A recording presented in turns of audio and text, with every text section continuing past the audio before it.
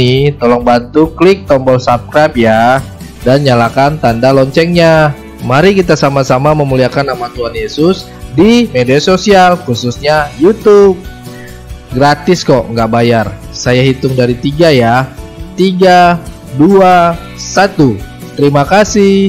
Tuhan Yesus memberkati. Selamat menonton. Shalom, Om Swastiastu, salam kebajikan bagi kita semua, dimanapun kita berada pada saat ini. Kiranya kita semua tetap berada dalam keadaan sehat, dan apapun yang merupakan aktivitas kita sepanjang hari ini, kiranya Tuhan Yesus memberkati kita semua. Dan kembali berjumpa lagi di channel Gereja YouTube. Bersama saya, wartawan Gereja YouTube yang baru terima Tuhan Yesus dan akhirnya melayani di Gereja YouTube. Terima kasih buat kesempatan yang diberikan ini, saya bisa melayani di Gereja YouTube ini. Baik, terima kasih buat teman-teman semua dan juga para sahabat yang sudah mendukung perkembangan channel ini dengan setia, dan kiranya kita tetap menggunakan untuk menjadi berkat bagi semua orang, khususnya saya sendiri. Baik, saudara sebangsa dan setanah air Indonesia, teman-teman, pada video kali ini saya akan membagikan kepada kita semua video yang bisa menjadi berkat, video kesaksian yang sangat luar biasa. Semoga dengan video ini kita dibenarkan, kita dimenangkan, dan bisa menjadi berkat dan berdampak bagi banyak orang di sekitar kita. Jangan lupa bagikan video ini, karena bagian dari pemberitaan Injil ini adalah membagikan video ini ke grup WhatsApp, Facebook, dan lainnya. Itu adalah bagian dari pelayanan memuliakan nama Tuhan. Tanpa berlama-lama, mari kita sama-sama nonton. Sampai sudah mulai kira-kira umur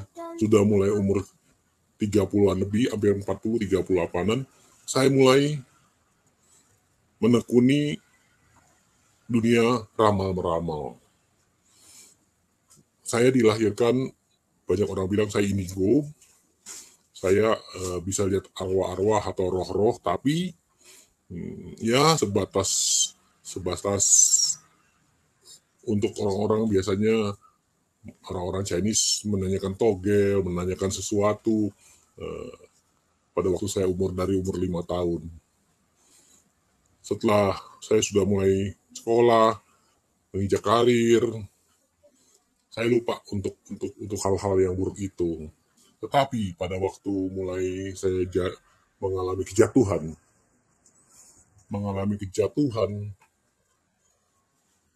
saya baru mulai melihat apa yang saya harus bisa bangkit kembali. Karena dalam keterpurukan tahun 97-98 itu, hampir semua orang bangkrut, semua orang hancur. Dan termasuk saya juga jatuh bangkrut, jatuh hancur. Akhirnya,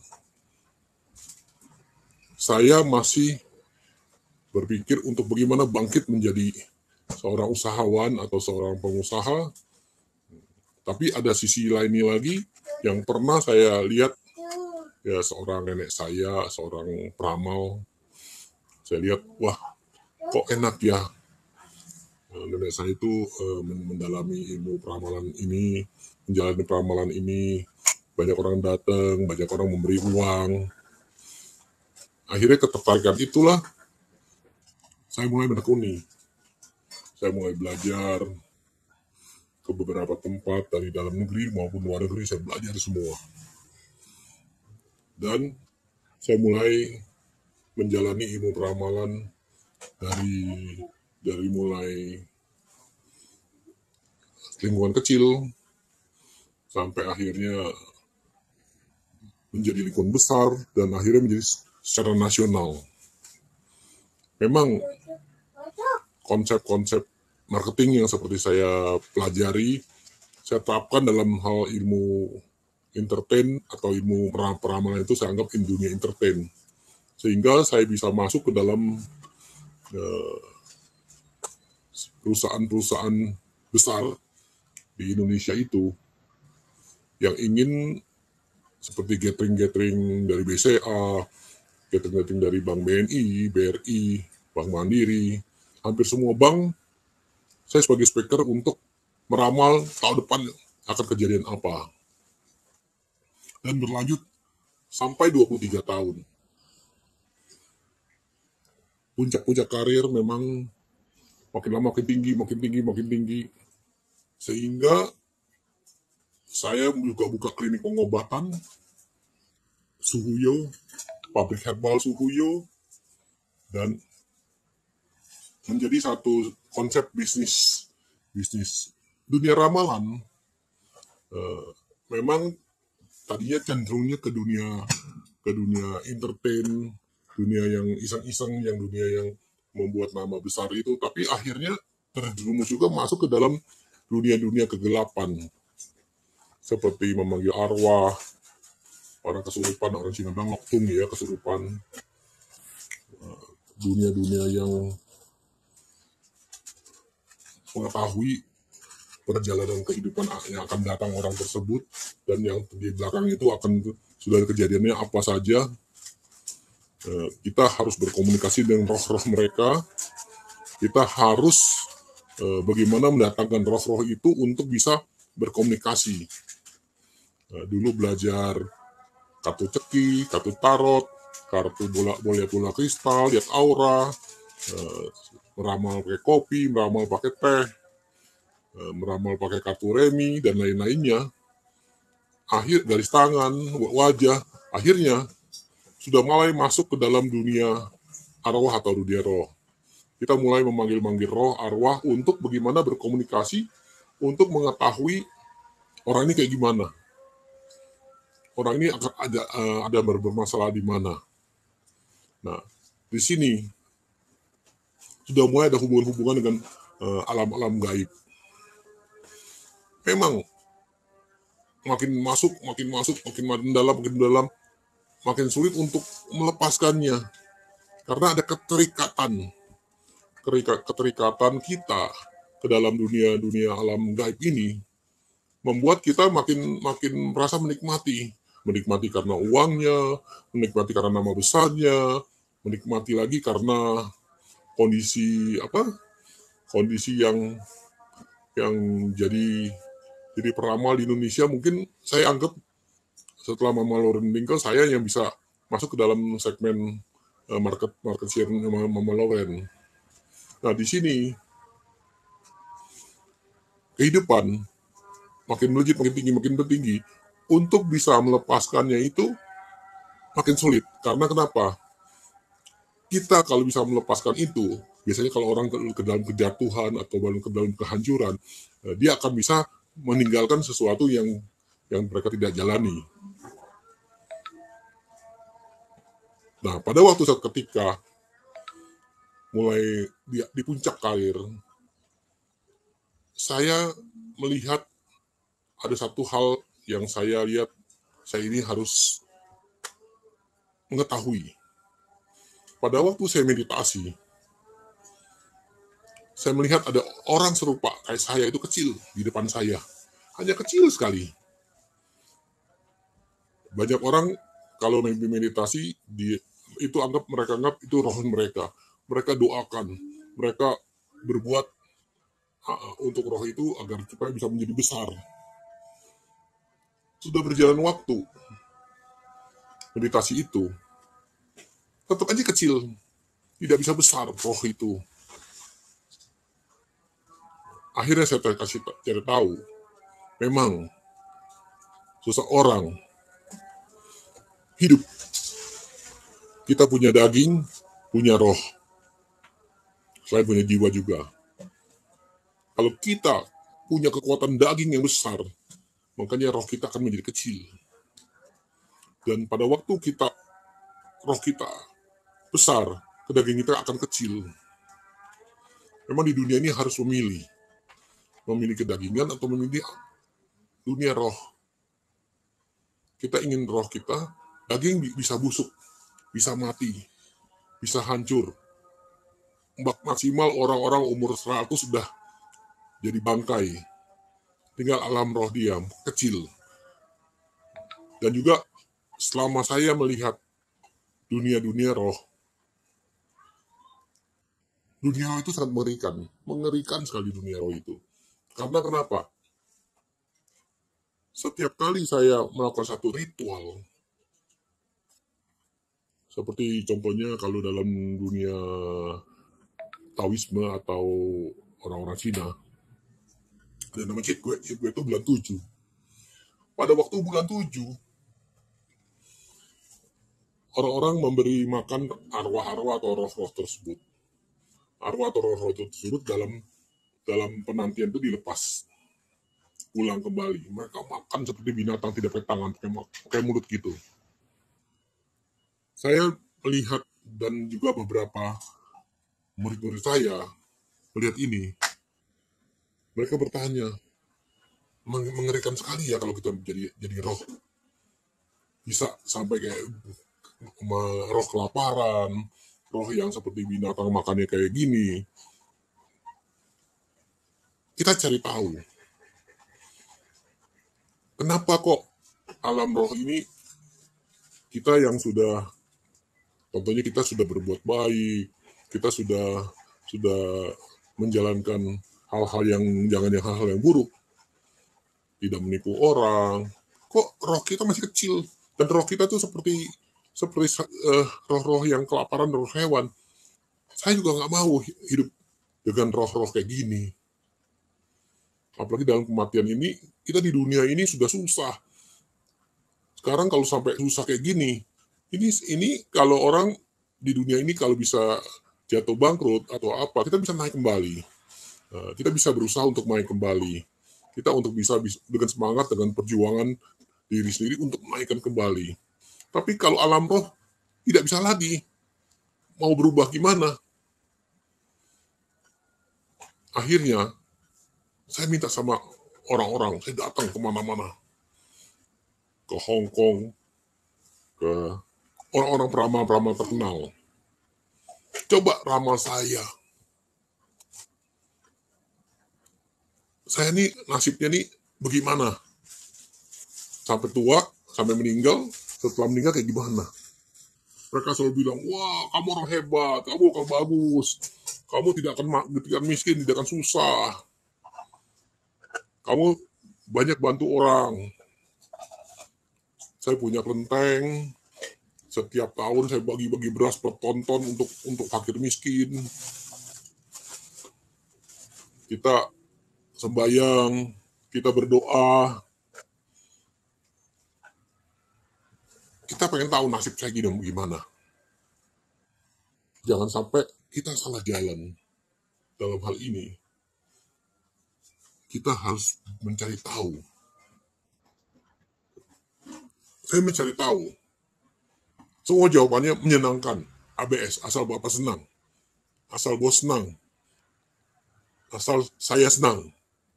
Nah, saya masih penasaran.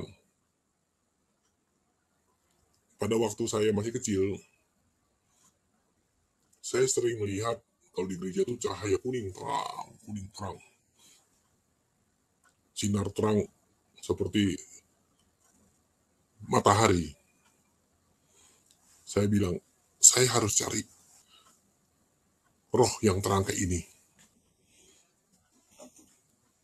Akhirnya saya tahu itu roh Tuhan. Saya cari roh Tuhan. Bagaimana saya bisa bisa berkomunikasi dengan roh Tuhan? Karena saya pernah jadi Kristen, saya pernah jadi Pentakosta, saya tahu berdoa. Saya berdoa sesuai agama Kristen. Saya minta, tolong dilihat. Nasib saya ke depannya ini gimana? Ternyata cahaya itu terang itu datang. Datang menemui saya. dan berkata, ada 3 hal yang kamu akan dapat pada waktu umur 60. Sebelum 60, kamu akan mencapai 1. Kamu akan sakit. Kamu akan jatuh dan sakit. Kedua, kamu akan jatuh susah, miskin. Tidak punya apa-apa lagi. Ketiga, kamu akan mati.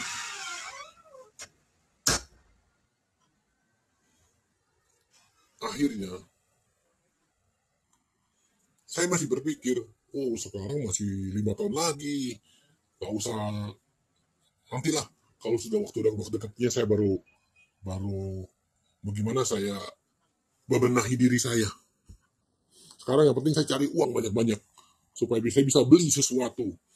Saya bisa sarati sesuatu untuk diri saya itu. Jangan sampai saya itu menjadi roh yang kecil. Dan berjalannya 3 tahun sebelum umur 60, waktu itu masih umur 57, saya ke Bandung. Biasanya saya naik ke Bandung pun naik mobil sendiri. Saya memang hobi naik mobil. Tapi belakangan ini, waktu itu, Bandung itu sudah mulai macet total, Jakarta-Bandung. Sehingga perjalanan bisa cuma 2 jam kurang, itu bisa makan sampai 4 jam, 3 jam setengah, kadang-kadang hampir 5 jam pernah saking macetnya. Padahal itu hari biasa. Akhirnya saya ambil keputusan, saya taruh mobil di Bandung, saya punya rumah di Bandung, saya taruh mobil di Bandung, saya kasih kepala cabang saya untuk pegang mobil itu. Kalau saya datang, mereka jemput, saya naik kereta api, saya jemput di stasiun kereta api. Waktu saya kencing di stasiun kereta api, saya tergelincir jatuh. Tergelincir jatuh. Sejak itu, saya tidak bisa jalan lagi. Saya ahli pengobatan. Bisa akupuntur, bisa totok saraf, bisa peracik herbal. Saya cari tahu, kenapa saya jatuh, kaki bengkak, tidak bisa jalan lagi. Setelah saya periksa, ternyata fungsi ginjal saya rusak. Kaki saya bengkak, perut saya kaki jalannya melangkahnya susah. Dan kalau ginjalnya sudah mulai rusak, berarti akan cuci darah. Berarti akan ganti ginjal dengan miliaran. Ke Cina, cakok ginjal. Apa kalau nggak seumur hidup cuci darah. Nah, tanda ke-1 sudah terjawab dari Tuhan. Karena tinggal tanda kedua.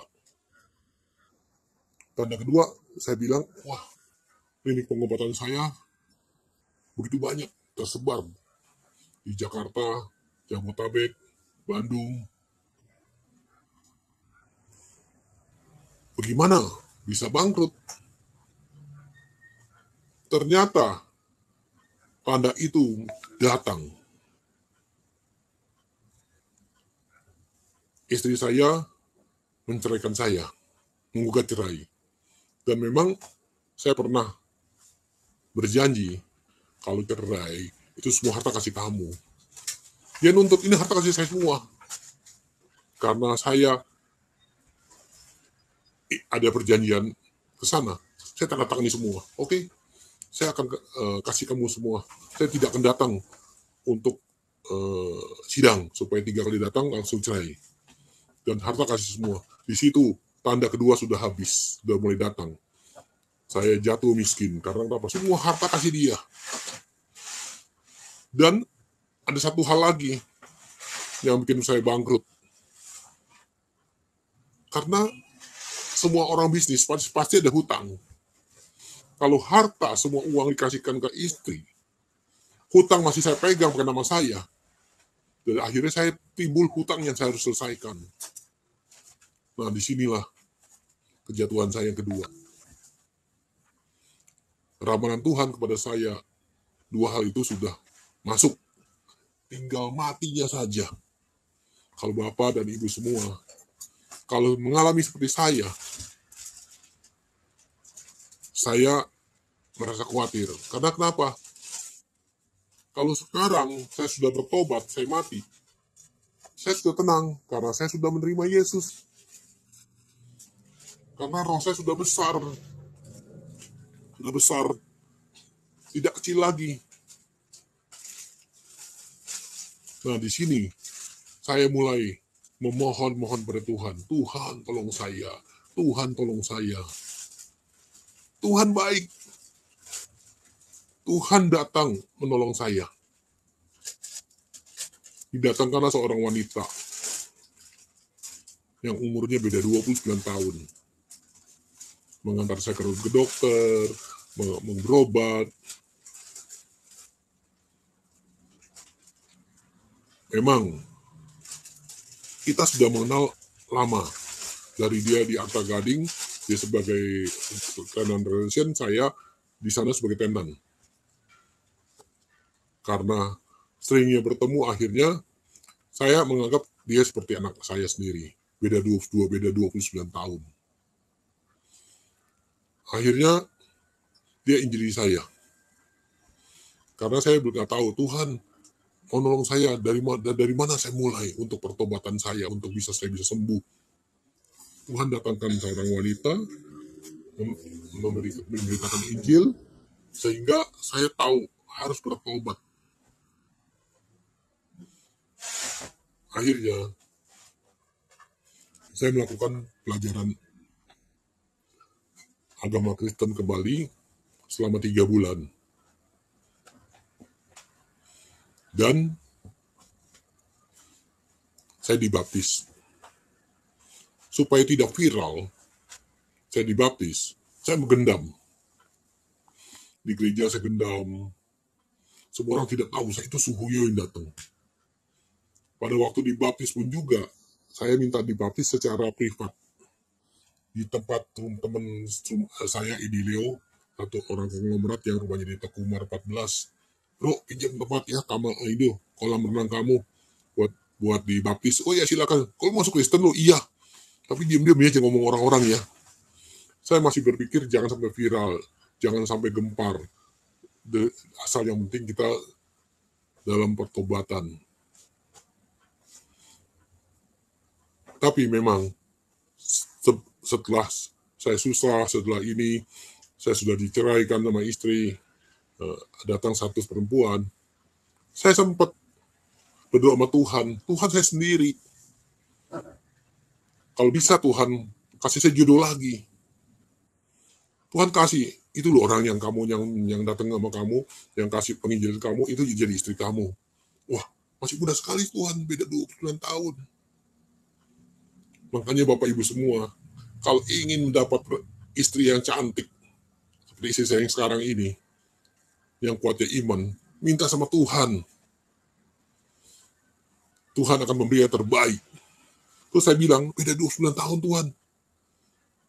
Tapi kalau dia mau sih saya mau aja. Ya kan? Namanya orang 60 tahun dapat yang beda 29 tahun ya Pak. Siapa yang nggak mau ya kan? Saya waktu itu saya langsung lamar.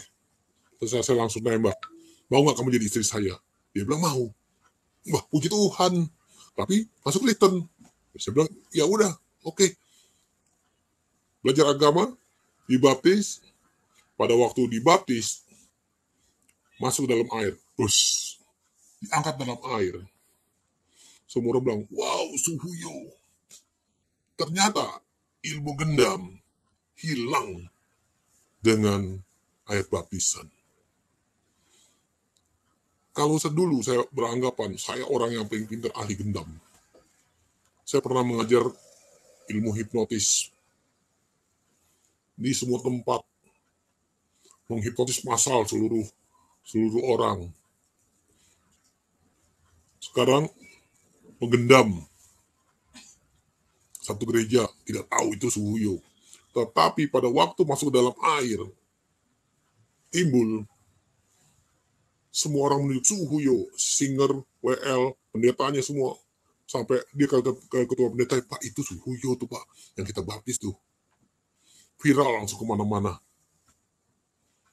Di sini kita melihat kuasa Tuhan tidak bisa dikalahkan dengan yang ilmu gendam ataupun lainnya. Saya melihat setelah saya dibaptis, saya melakukan pernikahan dengan istri saya yang sekarang ini, yang menginjili saya. Akhirnya kita melayani. Memang dalam hal suka duka, sempat peperangan dengan iblis banyak sekali terjadi. Pada waktu tahun 2019 atau 2019 sampai 2020, kami sempat cekcok besar, bukan soal perselingkuhan. Saya sempat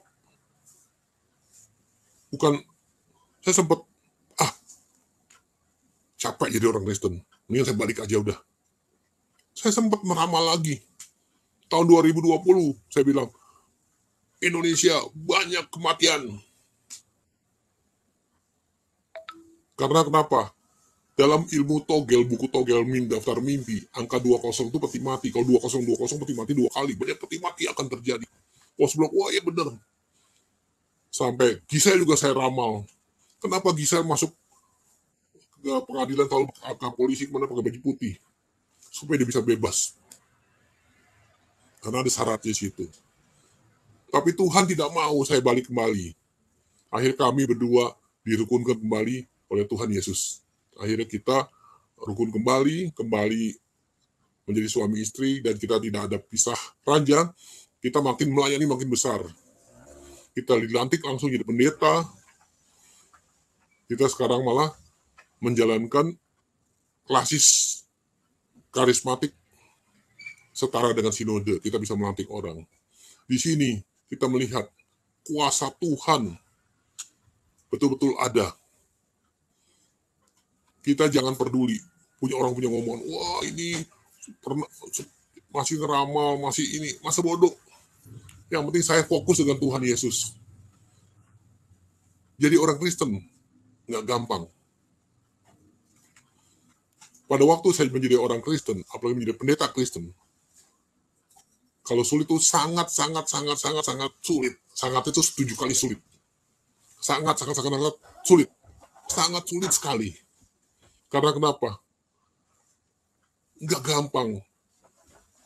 Yang fitnah, yang mencerca, yang berkata-kata nggak sumbing, yang berkata-kata yang tidak benar, membuat kita down.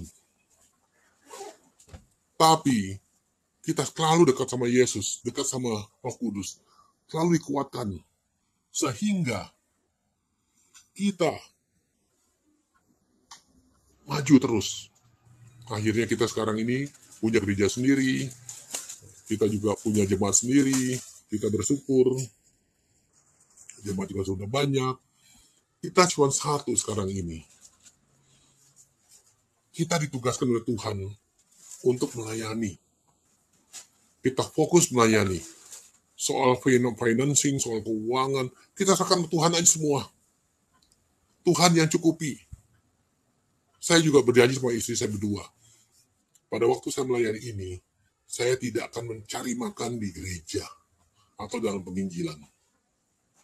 Saya akan tetap menjadi orang yang bisa usaha, sekuler, dan tetap bisa memberkati gereja saya sendiri. Nah, demikian mengenai kesaksian saya. Mungkin kalau ada yang ingin bertanya lebih jelas lagi, silakan tanya. Terbuka. Ya, terima kasih hambanya ya. Terima kasih atas kesaksiannya, sangat memberkati. Jadi secara kronologis memang sudah dijelaskan secara gamblang ya. Oke, teman-teman, link sudah dibuka. Sembari menunggu teman-teman, Pak, mungkin kita akan berdiskusi sebentar ya. Jadi sebenarnya Pak, dulu aslinya orang tua agamanya apa Pak ya? Asli orang tua. Jadi gini, kalau papa saya itu tidak ada agama kelihatannya. Kalau ibu saya Pentakosta. Itu. Kalau nenek Oh iya. saya Iya. okultisme. Iya. Okultisme. Jadi artinya memang kalau dari ibu mungkin ya, dari itu ya, dari mama Ya. ada latar belakang background Pentakosta, makanya sempat masuk tadi ya, tadi bilang ke Pentakosta, Katolik ya sempat ya. Kalau dulu alasan memilih sempat ke Katolik, ngikut atau bagaimana itu waktu itu? Jadi gini, kita melihat gereja Pentakosta itu memang lebih sulitnya gini. Kalau kita nggak kerja sekali aja bisa diparanin sama pendetanya, sama teman-teman kita yang di Pentakosta datang semua. Kenapa nggak datang ini kalau kadang-kadang kan kita males ya datang. Aduh, bangun pagi, kenapa mesti ke gereja gitu ya.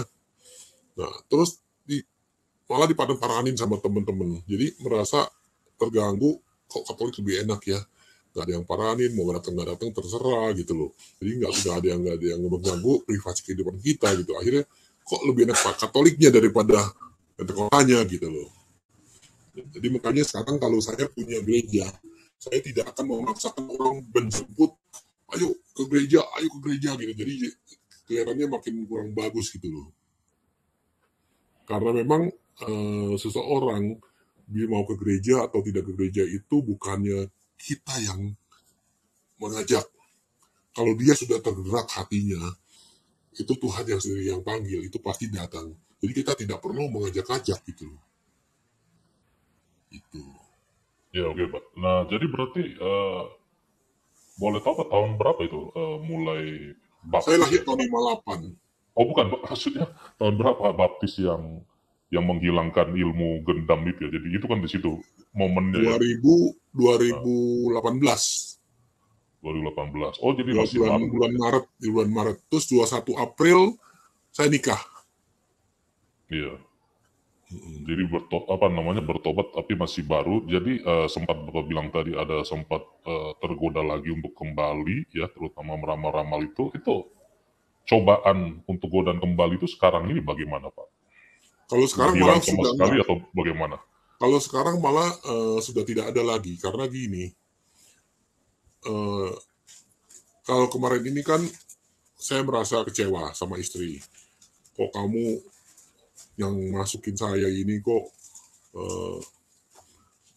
adanya kurang sepaham gitu loh.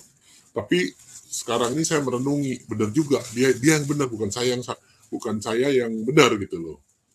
Akhirnya pada waktu kita adakan perdamaian, kita melihat dia begitu susah, dia begitu sulit, dia masih mau berdamai dengan saya, itu berarti kan satu etiket baik. Kok kenapa saya egois gitu loh. Akhirnya kita sekarang mengambil satu sikap, ya kita harus kemana-mana berdua supaya tidak ada salah paham.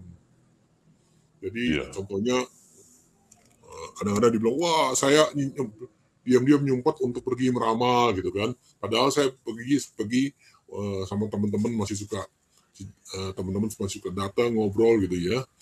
Nah terus kadang-kadang teman-teman kan datang ketemu saya, mereka mengupload, mengirim, nah akhirnya menjadi salah prasangka.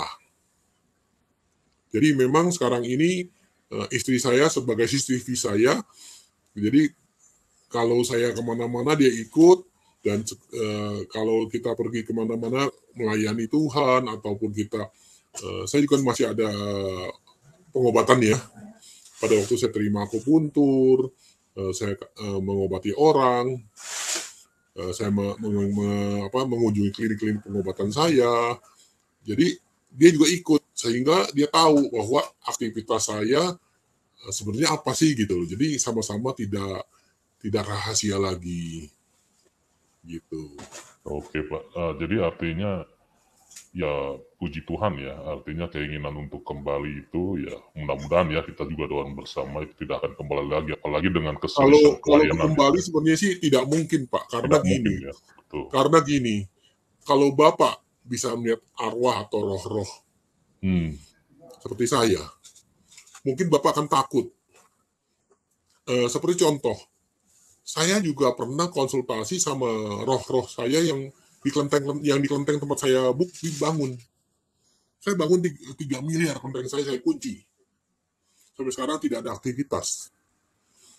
Roh-roh itu saya tanya, kalau sekarang saya bertobat, saya masuk Kristen, itu gimana? Jawaban roh itu cuma singkat, jelas.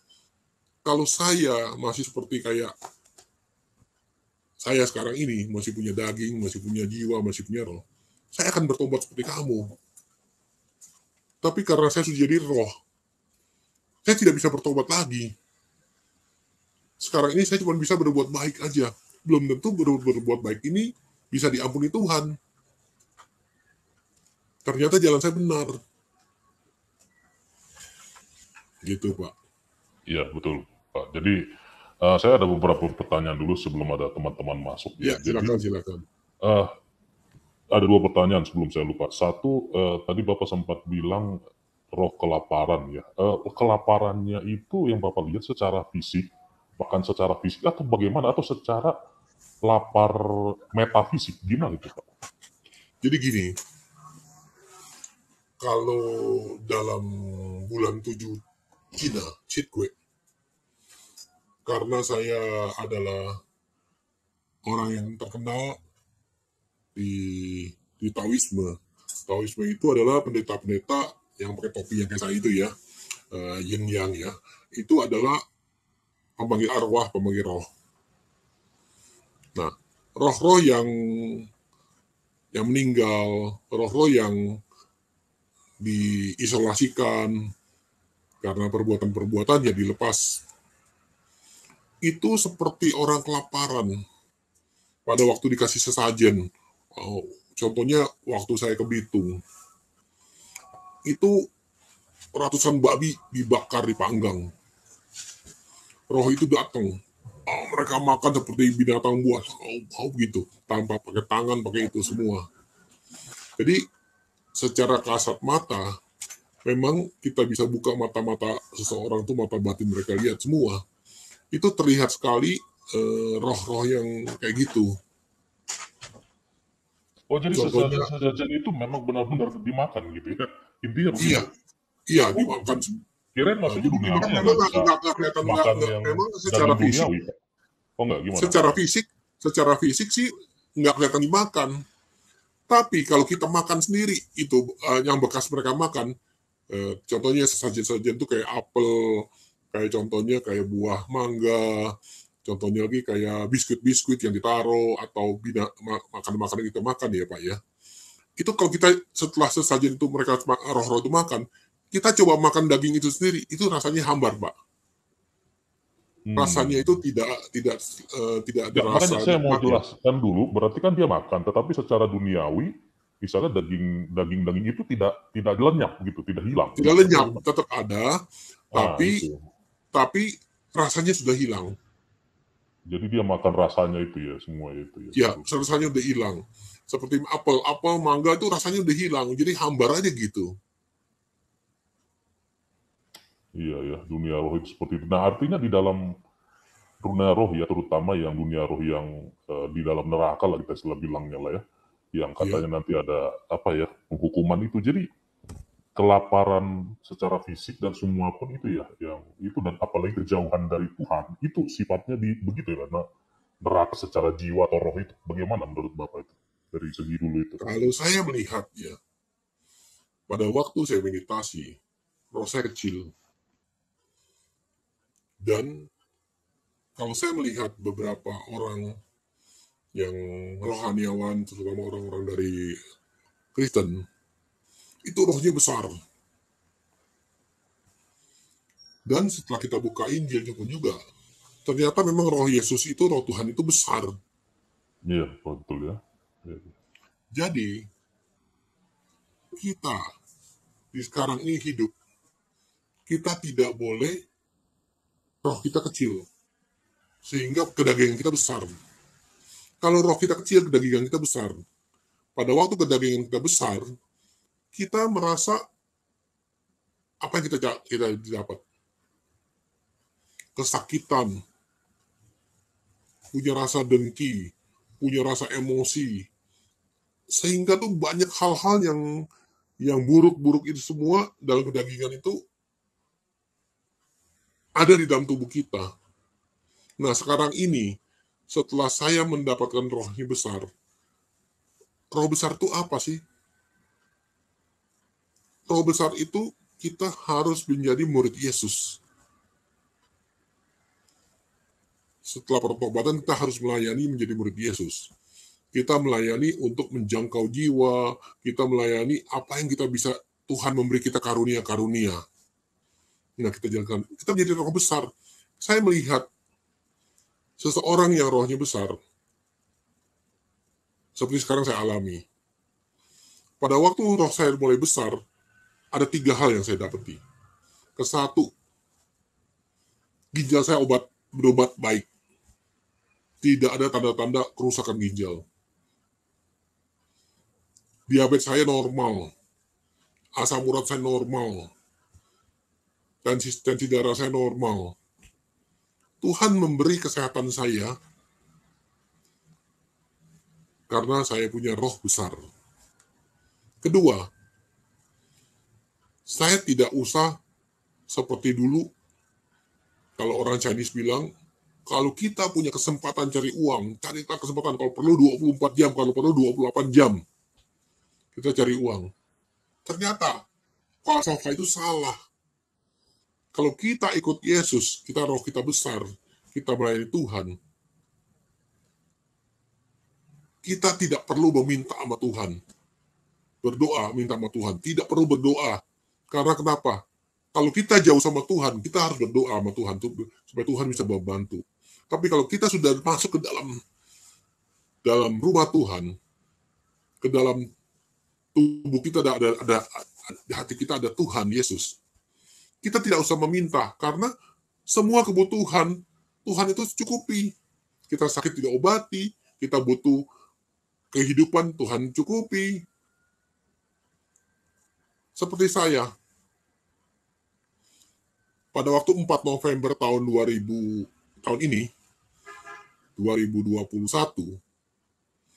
saya melakukan pembukaan gereja pertama. Setelah PPKM sudah lama, akhirnya saya bangun satu gereja, pembukaan tanggal 4 November kemarin ini, bulan kemarin. Kursi saya 150. Saya pikir, ya dulu sih cuman sekitar 70, 60 orang, apalagi PPKM sekarang ini. Udahlah 100 orang saja. Dan siapkan makanan. Tapi, yang datang 250 orang. Cuman beda 1 jam lagi, ini masih bagi makanan. Kita kalau punya roh besar, saya bilang sama istri, sama pekerja-pekerja saya, kita tidak usah khawatir. 5 roti, 2 ikan akan terjadi di sini. Dan benar. Mendadak orang kirim makanan. Akhirnya kita bagi.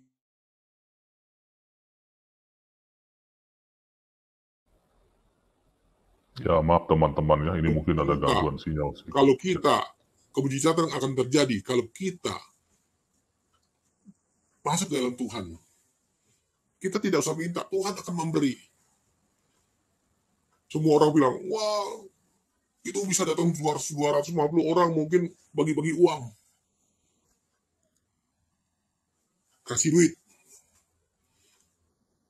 Jemaat bayaran. Saya bilang, bagaimana jemaat bayaran? Saya kasih lihat saldo saya. Saldo saya tinggal 46.000. Bagaimana saya bagi-bagi uang?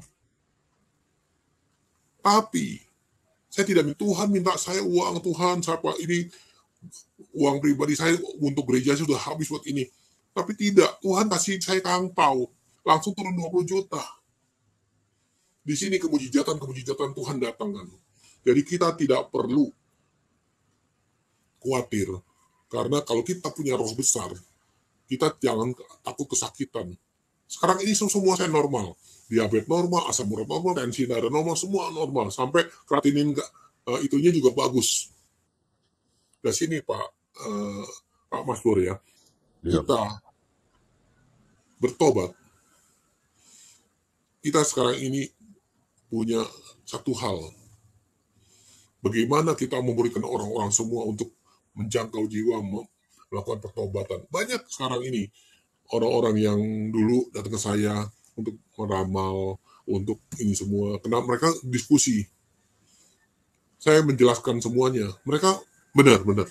Dia bilang, selama ini saya datang ke Suhuyo, memang betul. Pada waktu saya minta, terkabul. Tapi besokannya makin dalam. Makin rusak. Minta lagi, terkabul, makin rusak lagi. Sehingga akhirnya makin problem makin besar. Saya akui, begitu banyak pasien-pasien saya tidak bisa betul-betul menuntaskan mereka punya masalah. Yang bisa adalah memindahkan hal-hal yang buruk-buruk menjadi lebih buruk lagi. Begitu, Pak. Iya. Oke. Terus apa namanya? Ada ini Pak, aliran positive thinking. Nah, ya kan banyak yang seperti itu. Ya, pokoknya cabang-cabang lah seperti itu. Ya, pokoknya berpikir positif atau apa. Itu bagaimana Pak? Kan ada dibilang ya secara apa ya, ilmu psikologis atau apa itu? Gimana itu? Itu benar atau secara kekristenan lah? Gimana itu? Kalau secara kekristenan, itu semuanya itu salah, mengandalkan diri sendiri. Ah, itu saya pengen tahu di situ. Betul itu Pak ya? Seseorang Mengandalkan diri. mengandalkan diri sendiri, seperti saya mengandalkan diri sendiri, tidak akan pernah berhasil. Kita harus bisa mengandalkan. Maaf, saya potong Pak. Bukankah itu artinya orang yang apa ya? Kalau positive thinking ini artinya Semangat. orang yang apa ya? Ya artinya nggak pesimis terus ya selalu berpikir maju gitu kan gitu, nggak mengeluh atau apa gitu. Bukannya bagus gitu. Biar kita lebih tajam. Silakan Pak. Saya dari muda, ibu saya selalu bilang, saya itu jagonya bangkrut.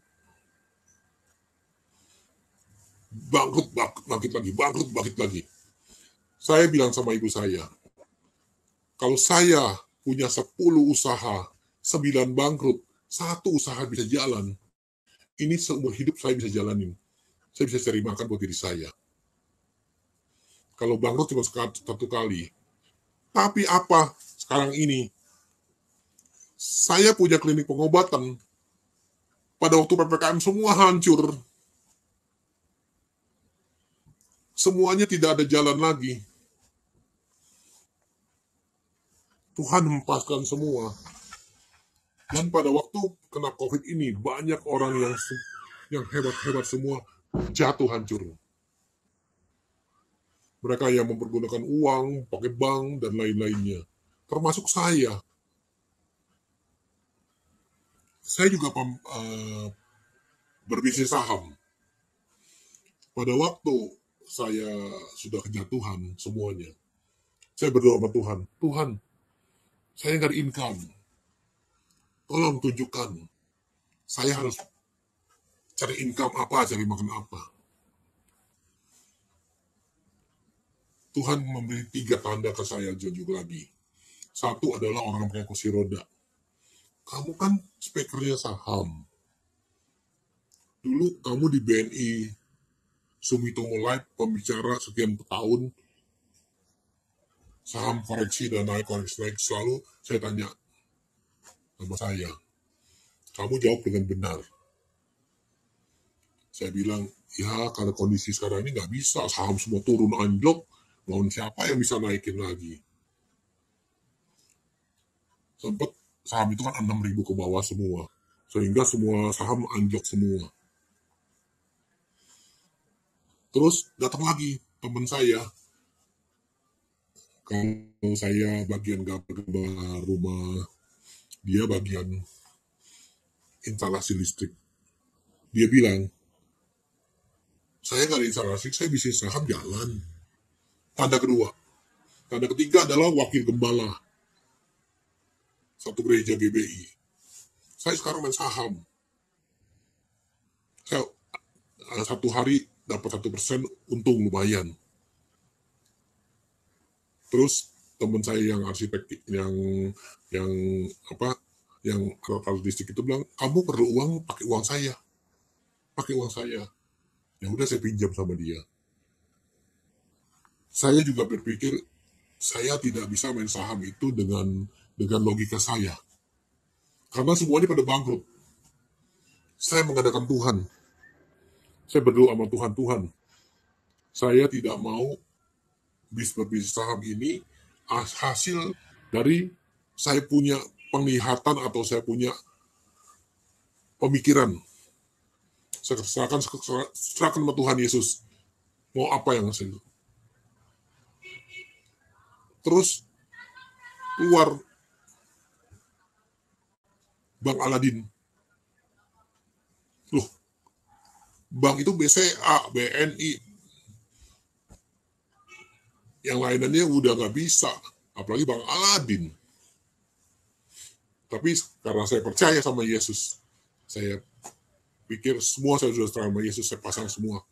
Ada uang semua saya tumpuk Bank Aladin. Bank Aladin dari 200 perak naik sampai 2000 perak. Kalau seandainya saya punya duit 100 juta jadi 1 miliar. Nah, ini kemujizatan terjadi. Dalam waktu cuma 15 hari, saya pegang 1 miliar, saya duitnya sepulangin orang. Saya mengalami kemujizatan dari Tuhan Yesus. Di luar dari nalar kehidupan, kita punya pemikiran, kita punya kekuatan. Jadi, kita pun ahli apapun. Walaupun mereka sekolah doktor, S1, S2, nggak ada artinya. Kita cuma satu titik yang tidak ada artinya di mata Tuhan.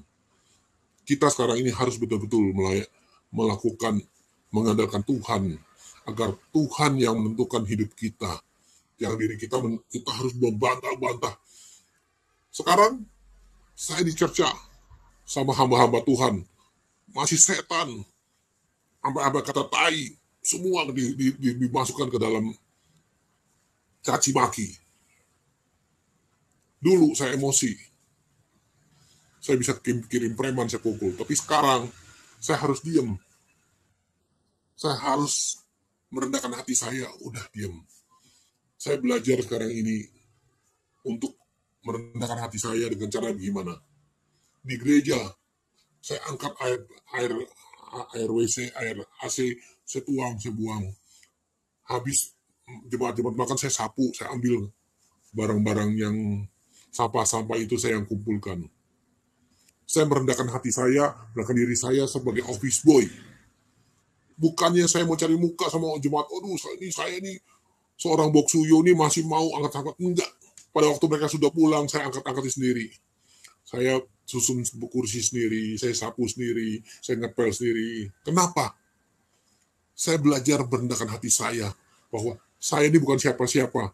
Saya bukan orang tenar lagi. Saya bukan orang yang gila hormat lagi. Dan saya bukannya saya harus cari sensasi, cari nama besar. Saya yang memuliakan nama Tuhan. Itu Pak, silakan. Ya, Pak, sebelum kita ke teman-teman, jadi nanti saya tertarik Pak ya, mudah-mudahan kita komunikasi lagi untuk kita, jika Bapak berkenan nanti memang bagus untuk ada sesi berikutnya tentang okultisme Pak, dan roh-roh peramalan, jadi secara Kristiani Pak ya, mungkin nanti ya, jika Bapak berkenan nanti ya. Boleh. Wah, itu kalau mengupas okultisme paling enak Pak, karena kenapa? Betul, gitu. Kalau kita mengupas okultisme, kita akan bisa melihat cara penyembahan yang salah, sehingga orang-orang itu terjerumus ke dalam dosa. Dan masuk di dunia kekristenan juga maksudnya. Justru itu sekarang ini banyak orang Kristen yang begitu. Pendeta-pendeta lagi datang. Dulu waktu saya menjadi seorang suhuyo, seorang gembala, gereja saya sepi, gimana cara bisa rame, tolong kasih pengarisan, feng shui-nya biar gimana, biar bagus, coba. Saya diundang datang, saya cuma lihat, ya gimana bisa bagus, angkanya sempit, Waktu dilewat sebagai tetangganya. peramal itu ya, waktu itu maksudnya ya, diundang itu. Sebagai ramal. Oke. Lanjut Pak. Ya.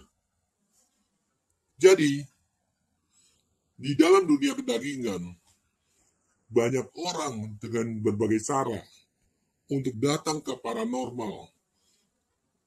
Saya dulu sebagai paranormal, orang paling takut mengundang saya kondangan.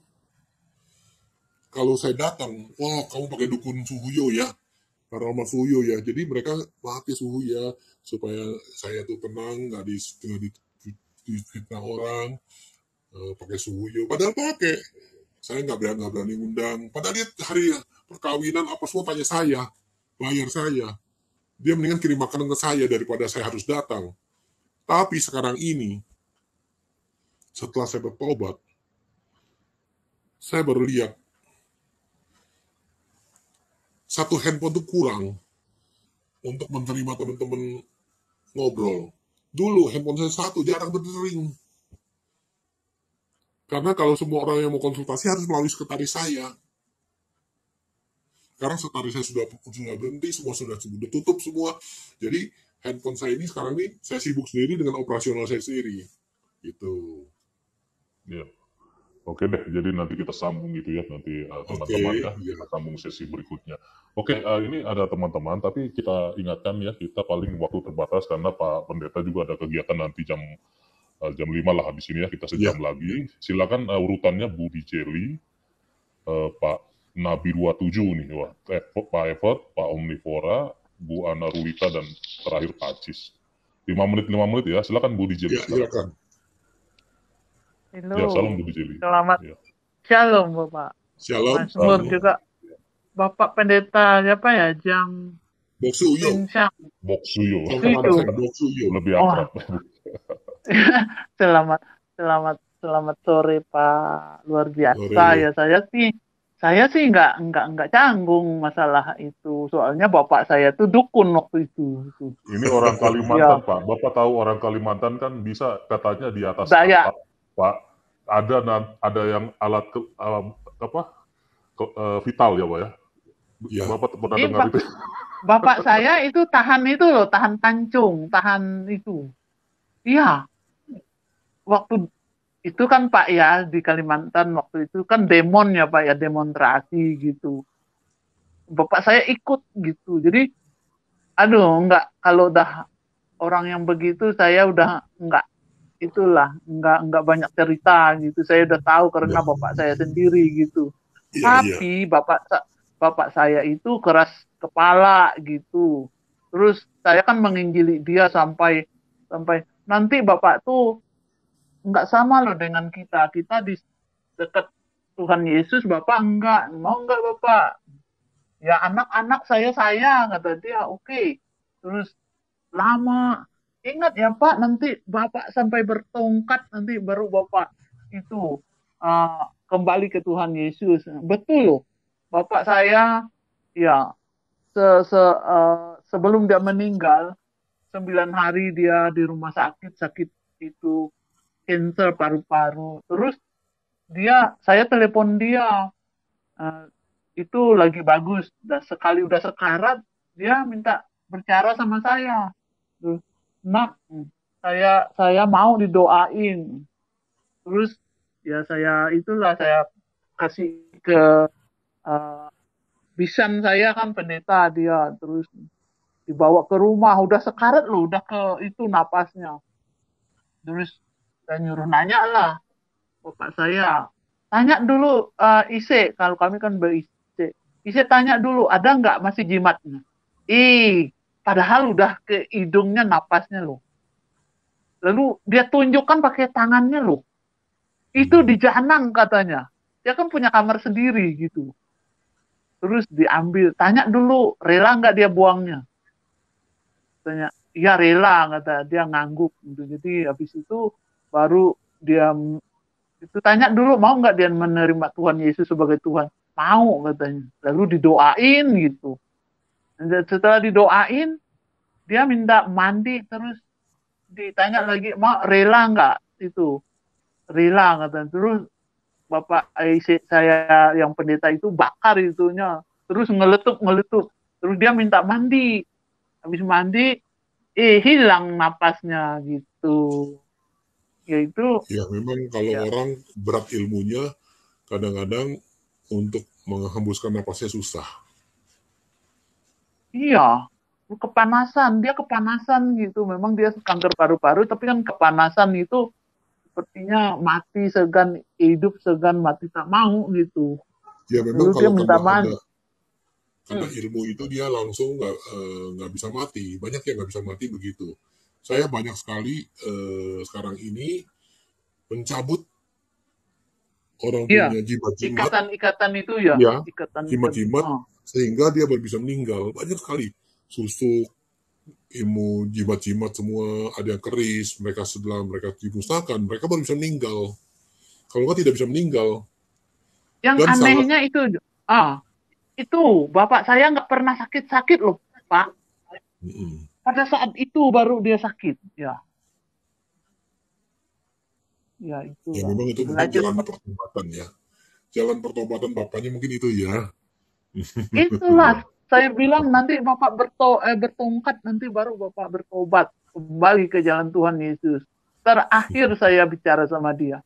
Puji syukur kepada Tuhan itu, ya. Amin, Ngeri amin. sekali loh Pak. Ya, Bang, ngeri sekali. Ya kita Ya. ikut Yesus nggak boleh berubah. Ikut Yesus tetap Yesus I- satu Yesus. Amin. iya, iya. Amin. Puji syukur kepada Terima kasih ya Ya, Pak atas ya amin. Terima kasih, ya terima kasih. Oke, mengajarkan Budi Jeli orang-orang ya. yang belum percaya. Ya, terima kasih. Oke, Nanti Tuhan nanti apa Bude Jile juga Bu, nanti di sesi kedua nanti kita ngomong lebih panjang lebar lagi Bu ya. Kita kasih teman nanti eh, satu pertanyaan dulu ya satu teman-teman ya. Karena banyak ini teman-teman. Silakan Nabi 27 buka mute. Silakan. Saya boleh turun dulu, saya boleh turun. Saya mau. Oh nggak apa-apa Bu, Boleh. nggak apa-apa, Ya. nggak apa-apa. Silakan. Ya, nggak apa-apa. Ah. Ya, Silakan Pak. Oke. Orang besar lagi yang masuk Kristen.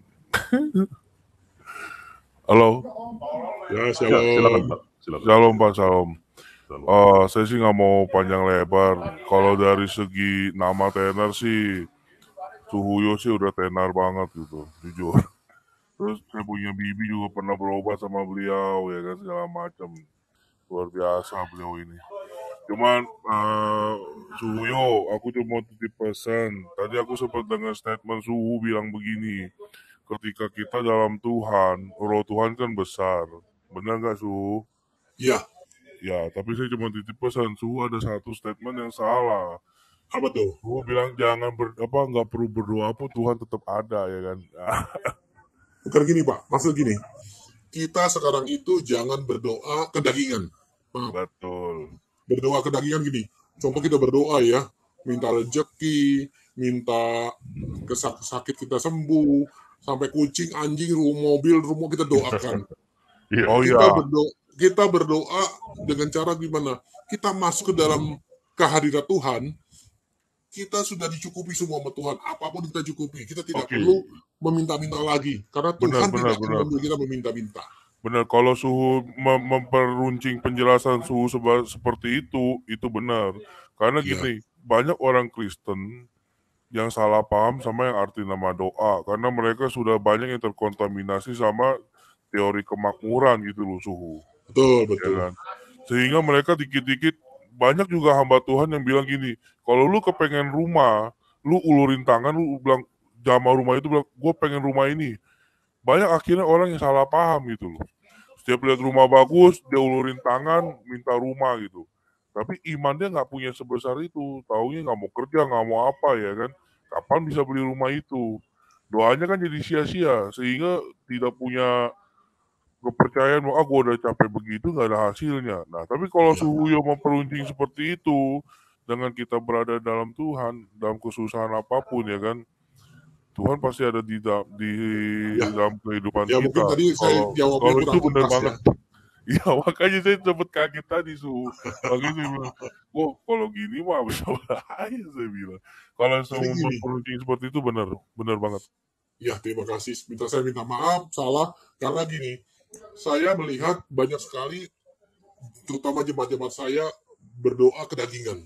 Betul. Berdoa Banyak kedagingan. banget.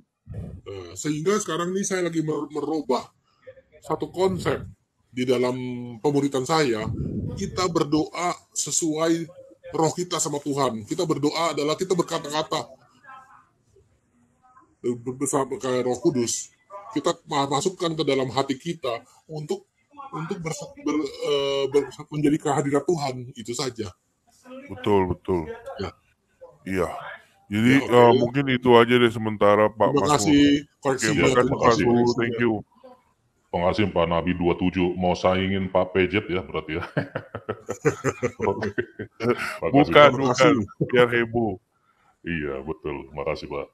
Silakan giliran Pak Evat sekarang. Buka mic-nya Pak. Ya silakan Pak. Terima kasih Pak Basmur. Shalom Pak Pendeta. Shalom saudara-saudara seiman. Shalom Pak Evat. Ya. Saya ingin tanya ke Pak Pendeta. Pak Pendeta mungkin sekarang sudah mulai mengajarkan Kristen. Tapi yang ingin saya tanya masalah penginjilan Pak. Apakah sudah banyak orang-orang yang dulu masih dalam lingkup kepercayaan sudah ikut dengan Bapak, masuk dengan mengikuti Yesus? Itu saja yang ingin saya tanyakan. Terima kasih Pak. Ya. Justru saya mencari kantong-kantong gereja saya itu di Glodok. Sekarang saya pindahkan ke Pasar Baru, Gedung Metro. Karena apa? Karena saya melihat kantong-kantong okultisme ada di sana. Memang di Samanhudi, Pasar Baru itu banyak sekali gereja, sampai 30 gereja. Bukan berarti karena ada 30 gereja saya bikin bersesak-sesakan di sana, bukan. Karena memang saya punya jemaat, saya punya teman-teman saya yang okultisme berada di sana semua. Jadi saya lebih dekat menjangkau jiwa. Dan saat ini, puji Tuhan, kita hampir selalu membaptis orang.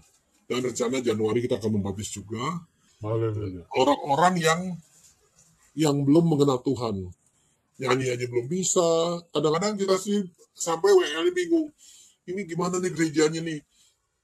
Yang nyanyi nggak bisa nyanyi, nggak bisa berdoa, karena mereka tuh memang bukan orang Kristen. Saya selama ini membuka gereja, saya paling tidak suka adalah membajak jemaat orang lain. Maaf Pak Biksuyo, boleh saya potong nggak? Bisa nggak? Itu bukan orang Kristen, maksudnya benar belum percaya Yesus atau bagaimana lebih tepatnya? Belum percaya Yesus. Jadi contohnya soalnya dia masih kalau Kristen agamanya mungkin nggak Kristen dari lahir gitu ya. Silakan lanjut. Ya. Jadi contohnya dia itu masih agama lain lah gitu loh. Ada juga yang dari seberang, dari Muslim, ada yang juga dari Buddha, ada yang Konghucu. Silakan. Nah, jadi memang sebagian besar itu adalah orang-orang yang memang berpredikat agama tapi masih ke paranormal gitu loh. Nah, kita sekarang mengajak mereka bagaimana cara memperbesar roh, bagaimana menguatkan iman kita, bagaimana kita menyembah Tuhan Yesus lebih besar daripada arwah-arwah tersebut gitu. Dan sekarang ini memang kita terus gencar untuk menjangkau jiwa ke sananya semua. Ya karena saya mengenal mereka dari situ, jadi mereka mengenal saya dari situ, jadi mereka akhirnya ingin tahu kenapa sih saya harus bertobat, kenapa sih saya harus masuk Kristen itu. Ya sudah, mau taruh pertanyaan lain lagi? Udah itu aja. Terima kasih Pak Mas Musur. Iya. Makasih Pak Evat. Jadi maaf teman-teman untuk satu pertanyaan aja dulu ya, soalnya nanti waktu kita terbatas. Silakan Pak Masmur, potong bentar boleh? Oh, ya silakan. Pak, gerejanya di daerah mana ya? Namanya apa? Gedung Metro Pasar Baru, lantai 3. GBI kah? Saya bukan GBI. Saya berdiri sendiri sekarang ini sudah menjadi klasis karismatik, jadi bukannya di bawah GBI, dulu saya di GBI. Namanya apa, cek, Pak Yo? ini dulu namanya saya MC Grace, tapi kemarin mulai besok ini kita ganti namanya Grace Indonesia Church. Iya. Oke, thank you, Su. GIC.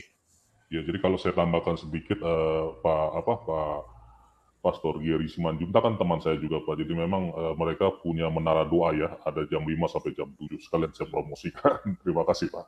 Ya, lewat Zoom. Silakan Pak Omnivora, silakan. Baik, terima kasih. Salam jumpa lagi, Pak Pendeta. Ya, salam. Kali lalu sudah jumpa di channel, lupa saya.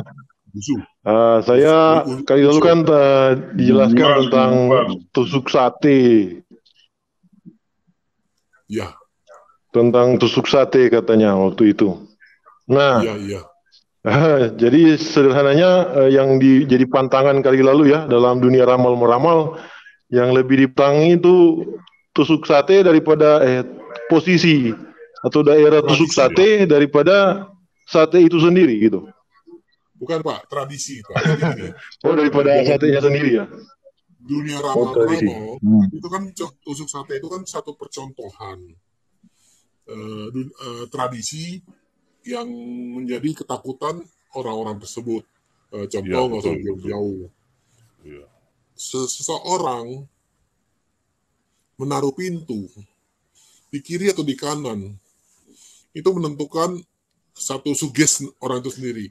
Oh, kalau di kiri suami berkuasa, kalau di kanan istri berkuasa. Nah, terus seorang orang tua jangan sampai punya anak laki, jangan sampai istrinya yang mendominasikan. Bagaimana kalau pintunya harus dirubah, diganti ke sini, gini gitu. Jadi memang dalam dunia ramalan itu Oke, saudara, itu dia videonya. Cukup menarik ya, kalau menurut kalian gimana, silahkan tulis pendapat kalian di kolom komentar. Jangan lupa like dan subscribe channel ini untuk informasi update dan menarik lainnya. Oh ya, saya perlu kasih tahu dulu saudara-saudara di YouTube ini mengenai kegiatan kemarin, itu ya saudara, yaitu mengenai membantu pertumbuhan gereja, membangun jemaat-jemaat yang ada di daerah. Sebagai sesama manusia kita saling mendukung. Terima kasih bagi Bapak Ibu semua yang sudah mendukung kegiatan pelayanan kita ya. Yang sudah mendoakan juga. Kalau namanya ikut donasi, Tuhan berkati saudara-saudara. Dukung terus semuanya program kegiatan pelayanan gereja YouTube, karena gereja YouTube ini masih banyak program-program. Bahkan kita ada namanya program membantu gereja di pelosok-pelosok. Tempat ibadah yang tadinya tidak layak, saudara. Kita coba untuk emas bagaimana tempat ibadah tersebut bisa layak untuk dikatakan tempat ibadah. Banyak, saudara, tempat-tempat ibadah di pedesaan tidak layak gitu.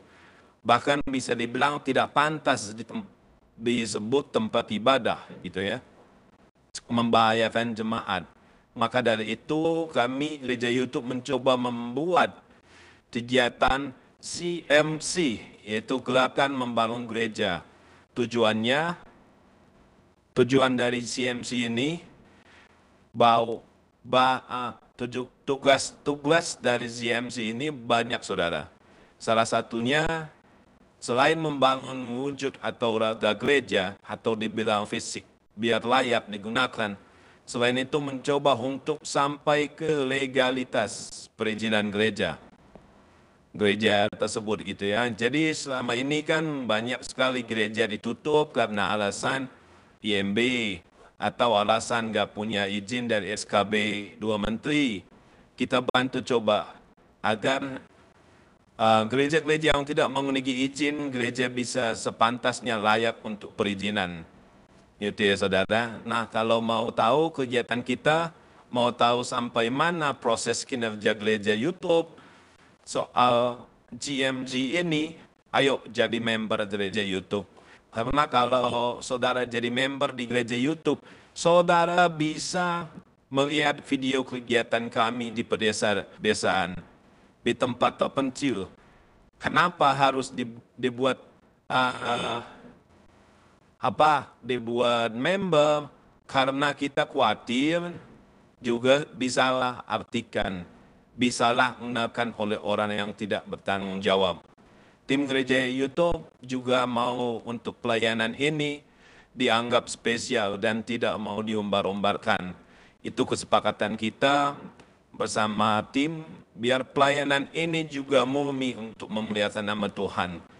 Gimana caranya bergabung dan menjadi member? Coba, bagaimana mencobanya? Saudara bisa klik tombol bertulisan terima kasih.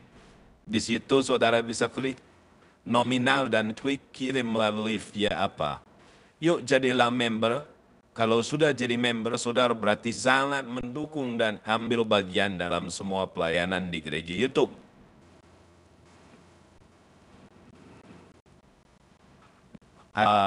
Saudara juga bisa mendukung dan ambil bagian dalam pelayanan gereja YouTube ini. Selain itu bisa berdonasi untuk pelayanan ini melalui nomor rekening. Nomor rekening yayasan kami bisa ada di kolom deskripsi setiap video-video yang ada. Karena gereja YouTube juga tentu butuh dukungan dana Bapak Ibu. Tapi ingat, kepada saudara-saudara yang tergerak hatinya untuk ikut membantu pelayanan gereja YouTube. Segenap keluarga besar gereja YouTube mengucapkan terima kasih. Tuhan Yesus memberkati.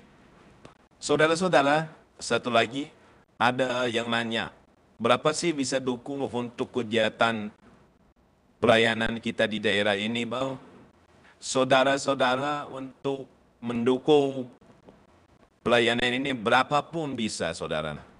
Di sini ayo bergandengan tangan saja gitu. Bisa 5.000, 10.000, 20.000, 100.000, dan seterusnya. Tentu akan sangat berdampak bila pada akhirnya kita sama-sama melakukannya. Sama-sama bergandengan tangan. Jadi mari Bapak Ibu, saudara-saudara gereja YouTube, mari dukung. Saya percaya apa yang ditabur oleh Bapak Ibu tentu akan Bapak Ibu dapatkan sendiri. Seperti yang Alkitab katakan bahwa tak pernah orang yang rajin memberi menjadi miskin, justru akan menjadi berkat banyak orang. Dan pastinya tiada berkesudahan. Bapak Ibu dan saudara-saudara gereja YouTube tidak akan mengalami kekurangannya. Karena sumber berkat itu Tuhan sendiri. Dan tentu orang yang sering memberkati juga akan senantiasa diberkati.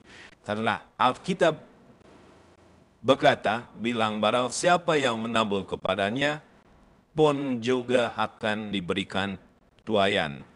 Dia juga akan menuai. Ingat, menabur banyak, menuai banyak. Menabur sedikit, menuai sedikit. Saudara-saudara gereja YouTube, udah paham kan tentang hal ini? Tapi yang jelas, poin terpenting adalah apa yang bisa kita buat, apa yang bisa kita bantu. Itulah yang paling penting. Mari kita saling bahu-membahu. Ya, saudara-saudara. Oh ya Bapak Ibu, saudara-saudara gereja YouTube, semuanya itu mengenai kegiatan GMG Gerakan Membantu Gereja tadi ya. Oh iya, satu lagi ada pengumuman yang menanya, kalau saudara tahu tempat gereja atau saudara punya gereja belum layak, ibaratnya masih 30-50% gitu, gerejanya, hancurnya gitu, paling tidak gitu ya, 50%. Dan gerejanya itu ada di sekitar saudara, saudara bisa infokan kami. Atau hubungi nomor yang ada di deskripsi. Nanti tim kita akan follow up karena sudah ada beberapa gereja juga kita laksanakan. Jangan malu, karena ini demi kebaikan kita bersama. Demi kebaikan memuliakan nama Tuhan. Kalau ada yang tanya dari mana sumbernya, dananya Tuhan pasti sediakan gitu ya. Tuhan pasti pertemukan dengan orang-orang baik, orang-orang yang mau memberi dan mau menjadi berkat. Sebenarnya sudah banyak saudara-saudara yang kita pegang perihal ini, lagi berjalan juga ada gitu. Jadi jangan malu, infokan langsung biar kita follow up. Halo gereja itu layakkan kita juga senang saudara. Apalagi makin banyak gereja-gereja yang bertumbuh gitu. Ayo kita gunakan platform gereja YouTube, channel YouTube ini untuk menyalurkan dan menjembatani gereja-gereja di pedesaan. Gereja-gereja yang belum layak sebisa mungkin kita layakkan. Itulah program tahun ini dari gereja YouTube. Kalau tahun kemarin kita memang punya tema penuaian jiwa, ya kan, penuaian jiwa, murtadin dan sebagainya, kita tampung juga. Tapi kalau jiwanya sudah dicari tapi tempatnya tidak ada, sama juga gitu ya, sama aja omong kosong itu kan. Maka dari itu kita terus bergerak dan menjalankan untuk terus maju dan berkembang. Ayo jadi berkat, ayo berdampak, jangan cuman buat sekedar tontonan, tapi bisa jadi tuntunan. Itu saudaraku, terima kasih, salam toleransi, Tuhan Yesus memberkati kita semua. God bless you all, saudaraku. Haleluya. Salam dari saya, wartawan Injiro.